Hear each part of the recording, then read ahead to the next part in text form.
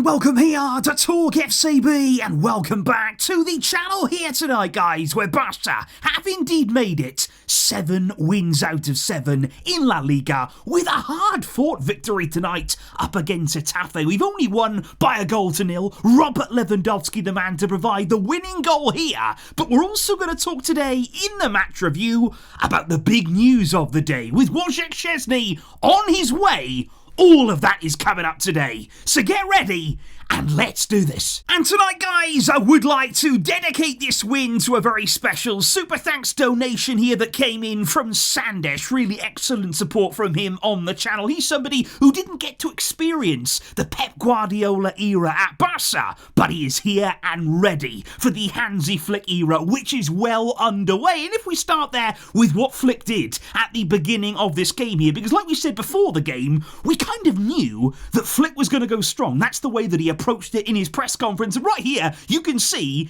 he did go all out. He wanted to start this game quickly. He wanted to put Getafe under some early pressure and get an early goal, and I guess you could say he achieved what he wanted. We did get that early goal, and that early goal helped us to win the game in the end, but it was a very, very strong team there from Flick, with Lamine Yamal, for instance, playing the entire 90 minutes. And I do feel as though, guys, looking at this game as a whole here from Barça, we didn't really ever find top gear tonight. We were a bit sluggish at times, certainly there in front of goal in the second half. There was chances that bypassed us. We should have killed the game off, no question about that, but we also didn't create too many big chances. We didn't really pile sustained pressure on Getafe, and I think here, even though Flick wanted to go strong, I think we did see a bit of tiredness in the team here. We've had a lot of games, a really congested calendar, of course, that it is in football right now, and I think what we saw right there tonight is playing a difficult team in Getafe. They can be really tricky opponents, and we never really quite got going compared to what we've seen in recent weeks, guys. But early on here, Iñaki Peña, I think he made a good early save, because obviously here, the header from Carlos Perez, it's a save you'd expect Peña to make and keep hold of it, but I think it was one there that just calmed his nerves, and he didn't have a great deal to do throughout this game, but when he was called upon, he was solid there and kept a clean sheet on the night. And I thought it was really interesting, guys, when you're looking at the opening 15 minutes or so in this game, Getafe had 3 times the amount of shots that Barça did. They had 3 shots, we'd only managed 1 in that first 15 minutes, and I did wonder, is this Barça tempting Getafe out of their shape, because when you usually face Getafe, they're a team that defend incredibly deep. They never show any intent, any intention. They always just defend, and I think here Flick wanted to draw them out. He wanted there to give them a bit of hope and then snatch it all away. But the problem was, even though we got our goal, we never put the game to bed. But let's talk about that opening goal and the only goal of the game there. Jules Koundé, I've got to say, like we said before the game, he's been excellent in recent weeks here. Really impressive on that right side. He also played some of the game here tonight as well at centre-back, and it was him that got it all started there, down on that right side, combining with Lamine Yamal. He does that so well, and it's a cross that catches out the goalkeeper. He doesn't really claim it. He drops it there in such a dangerous area,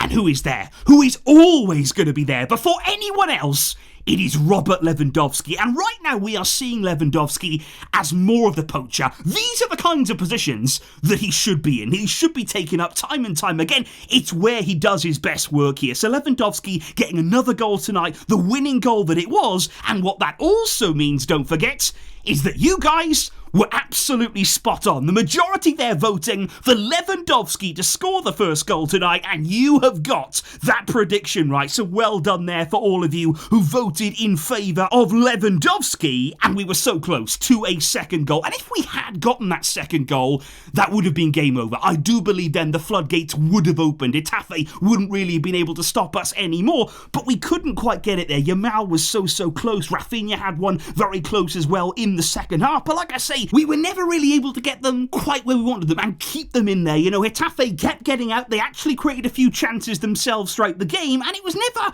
really over. You're always a little bit nervous at 1-0. You're always hoping that we don't concede there a lucky goal or something like that. And what I've got to say here, guys, and I have to make this point, what was the referee doing tonight? What is the point of him even being out there if he can't find his cards? When you go out onto the field as a referee, you've got to know where that yellow card is, where that red card is, and when there's a foul, and when there's a foul over and over and over again. Use them. Use your power as a referee.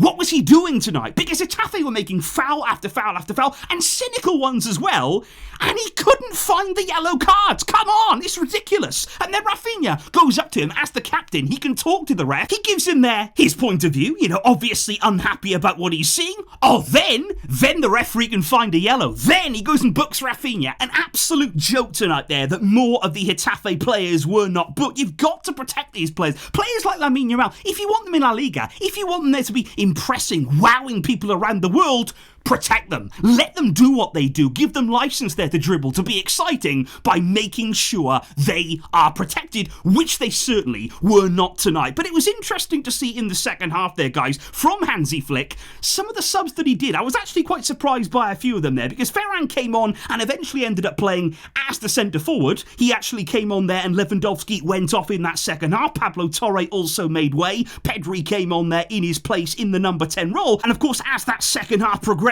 even further then, Flick wanted to rest several players in that defensive line. So Alejandro Balde went off, Gerard Martin came on in his place, and then there was a reshuffle as Pau Kubasi again looked to be going through a bit of discomfort. He came off, Fort came on, and then Koundé shifted to centre-back. But it was interesting to see there. That means, again, no Ansu Fati coming on. And I'm just wondering here, does Flick not trust him right now in these sort of situations? Very tight game today, only at 1-0. Are we waiting for a better opportunity to use him, or are we simply being cautious on the physical side of things there? Looking at the way that Getafe were approaching the game tonight, the way they play, are we being very, very careful here, easing Ansu in oh so slowly? It's going to be interesting to see in the games to come there if he is going to appear and for more minutes in a Barcelona shirt. But like I say, guys, at 1-0, the game was there, it was very, very open, and in the 94th minute, I was having a panic attack. I really was there, because Borja Mayoral could have levelled the game. 94th minute, last moment of the match,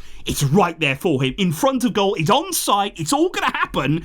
And luckily for us, the former Real Madrid player, he misses his shot. And what an enormous relief. And quite frankly here, I'm happy to get out of this game with the 3 points, with the victory, and just move on. Let's forget about it here. Getafe are a difficult team to play. They can be very, very tricky opponents. We've got through the game. We've made it 7 out of 7 wins. And for that, we have to celebrate. Because even right now, when we only score 1 goal, I think we're getting a bit spoiled here. We're thinking, where are the other 4? Where are the other 5 coming from? But today, we have to take this win. But indeed, guys, along with the result from Barça tonight, there has been plenty of big news circulating today surrounding our goalkeeper search, of course, trying to replace the injured Marc-Andre Stegen for the majority of the rest of the season. And we appear to have found our man in Wojciech Szczęsny there. The 34-year-old Polish international is about to come out of retirement to join Barça. He is really excited by the project here. He wants to play in Barça colours, and he certainly has the recommendation of his international colleague, Robert Lewandowski. Earlier on today there, Szczesny officially said, I am in talks with Barça. I am very much considering a move there. It would be disrespectful if I didn't consider this option. At this stage of my career, Barça is one of the best clubs in the world. And if you actually look back throughout Szczesny's career, even when he's been there at other clubs, he's always appreciated Barça. He's often said things in the past there very much in favour of Barça. He really does seem to be a fan of the club, and it is rumoured right now by Fabrizio Romano, by plenty of other top-tier journalists, that Szczesny is on his way. He could have his medical at Barcelona tomorrow. He could sign his contract at the club on Monday. That there is going to be a deal up until the end of the season, right up until July of 2025. But what I think is going to be really interesting here is what's the dynamic going to be? Because when we were actually in talks with Szczesny, apparently their wages, not an issue at all. He's happy to come for a very low salary. He wants to take this chance. But what he did want is to play. He wants to come in here and be the number 1 goalkeeper for the rest of the season there, ahead of Iñaki Peña. So are we going to sign Szczesny here and he's going to come in and play? Or is he going to be competing with Iñaki Peña? Or are the club still going to count on Peña as the number 1 there? Because I think with Szczesny, we've got a top deal done right here, guys. I really believe that here. To pick up somebody like this, only 34 years old, it's pretty young in some ways for a goalkeeper who had retired. And he's got real quality about his game. He's got lots of experience. He's often proven himself at the top level. He's a phenomenal penalty stopper, which is vital. That might come in handy, for instance, in the Champions League. And I do want to see this man in a Barca shirt. He can help us. He can give us much needed depth now in that goalkeeping department. And do let me know, guys, would you like to see Szczesny as the number 1? Would you like to see him competing with Iñaki Peña? Or will he come in as the number 2 goalkeeper? Let me know all that down below, along with everything you learned from today's match against Getafe. I'll be talking plenty more about it all on the channel soon.